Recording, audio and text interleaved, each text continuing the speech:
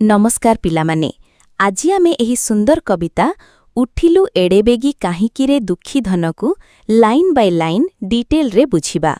एही कवितारे माँ जशोदा और छोट कृष्ण मध्यरे थिबा बात्सल्य स्नेह ममता और कृष्णर निर्दोष दुष्टामीकु बहुत सुंदर भावरे दर्शा जाइछि। उठिलु एडेबेगी काहिकिरे दुखी धन एठी माँ जशोदा कृष्ण को बहुत स्नेह सह डाकुचंती।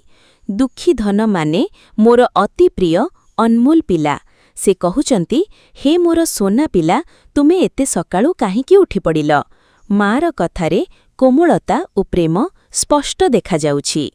दधु मंथानी देबु नाहिले रे एही लाइन रे माँ कहउचंती मु दही मंथन करी माखन बनाइबा पई तयारी होउछि, किंतु तुमे उठी पड़िले मु काम केमिति करिबी। कृष्ण तांकु डिस्टर्ब करुचंती, किंतु माँ रागिबा बदलरे स्नेह सह कहउचंती देह पसरी दंडी निदना गलु एडे बितोला हेलु मोर पाई किरे। माँ कहउचंती तुमे पूरा निद्रा न करी उठी पड़िल, मोर पाई तुमे निजर आराम छाड़ीदेल। एहा मार दया और चिंता को दर्शाए। से पिलार कष्ट देखि दुखी हेउछंती। खेलिबु रामतुळे पछे राति पाहिले सुआई देवी गीत गाइकिरे। एठी माँ कृष्ण को सांत्वना देउछंती तुमे एबे खेल परे मु तुमको गीत गाई सुआई देबी। माँ पिला को खुशी रखिबाकू चेष्टा करुछंती। एहा बात्सल्यर सुंदर उदाहरण। मंथिबी मु केमंत खुआ दंडरू हाथ छड़। एठी माँ कहउछंती तुमे मोर हाथ धरी रखिछ, छाड़ू नाहांती। तुमे हाथ छाड़ मु काम केमिति करिबी। कृष्णर छोट छोट दुष्टामी एठी देखा जाउछि।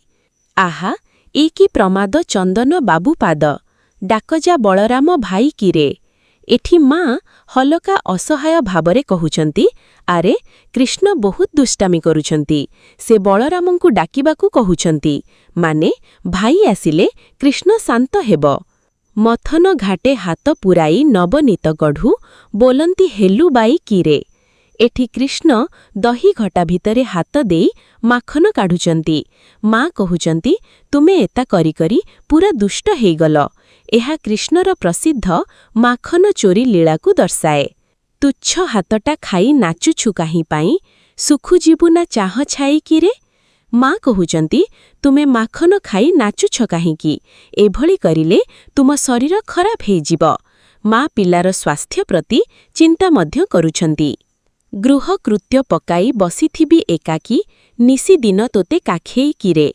माँ कहउचंती मु सबु घरर काम छाड़ी तुम सहित रहिबी, तुमको गोड़रे धरी रखिबी। एहा मार अपार स्नेह ओ पिला प्रति लगाणकू दर्शाए। पणान्तरे बदन पोछि देले चुंबन। शेषरे माँ कृष्णर मुख पोछि तांकु चुंबन बा किस देउछंती। एहा मार प्रेमर सबुठारु कोमल ओ सुंदर प्रकाश। गोपाल कृष्ण चिंते दुहीं किरे। एही लाइन रे देखा जाउछि जे माँ ओ कृष्ण दुहे परस्पररे मग्न अछंती। माँ पिलारे पिला माँ रे पूरा भावरे जोड़ित। एहा पवित्र संबंधर चित्र। सर्वशेष बुझिबा कथा हेला एही कवितारे माँ जशोदांक कृष्ण प्रति अपर स्नेह ममता दया और बात्सल्य भाव को सुंदर भावरे दर्शा जाइछि। कृष्णर छोट छोट दुष्टामी मध्यरे मध्य माँ तांकु रागी नाहांती, बरम अधिक स्नेह देउछंती। एहा आमकु सिखाए जे माँर प्रेम निस्वार्थ पवित्र और अपरिमित।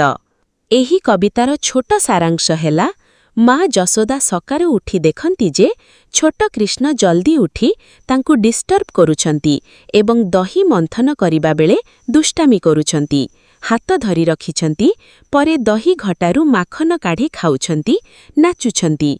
माँ हलका रागरे तांकु बुझाउथिले मध्य शेषरे अधिक स्नेह देखाई तांकु गोड़रे धरी रखुछंती, मुख पोछि चुंबन देउछंती। एही कवितारे कृष्णर निर्दोष दुष्टामी और माँ जशोदांक अपार स्नेह ममता और बात्सल्य भाव को सुंदर भावरे दर्शा जाइछि।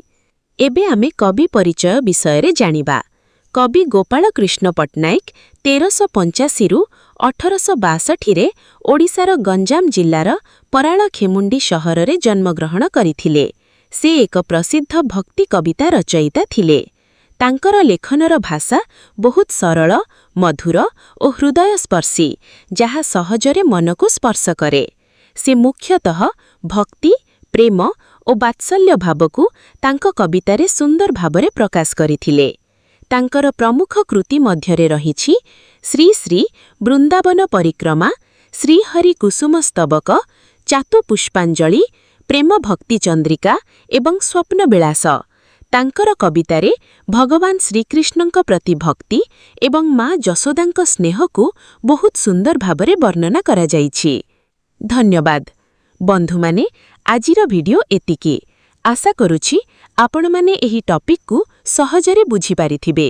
ଯଦି ଭିଡିଓଟି ଭଲ ଲାଗିଲା ତାହେଲେ ଲାଇକ୍ କରନ୍ତୁ, ଶେୟାର କରନ୍ତୁ ଏବଂ ଚ୍ୟାନେଲକୁ ସବସ୍କ୍ରାଇବ୍ କରିବାକୁ ଭୁଲନ୍ତୁ ନାହିଁ। ଆପଣଙ୍କର କୌଣସି ଡାଉଟ୍ ବା ନେକ୍ସଟ ଭିଡିଓ ପାଇଁ ସଜେସନ୍ ଥିଲେ କମେଣ୍ଟରେ ନିଶ୍ଚୟ ଜଣାନ୍ତୁ। ଆମେ ଆଗକୁ ମଧ୍ୟ ଏମିତି ସହଜ ଓ ଇଣ୍ଟରେଷ୍ଟିଂ ଭାବରେ ପଢ଼ା ବୁଝେଇବାକୁ ଚେଷ୍ଟା କରିବା। ଧନ୍ୟବାଦ। ପୁଣି ଦେଖାହବ ନେକ୍ସଟ ଭିଡିଓରେ।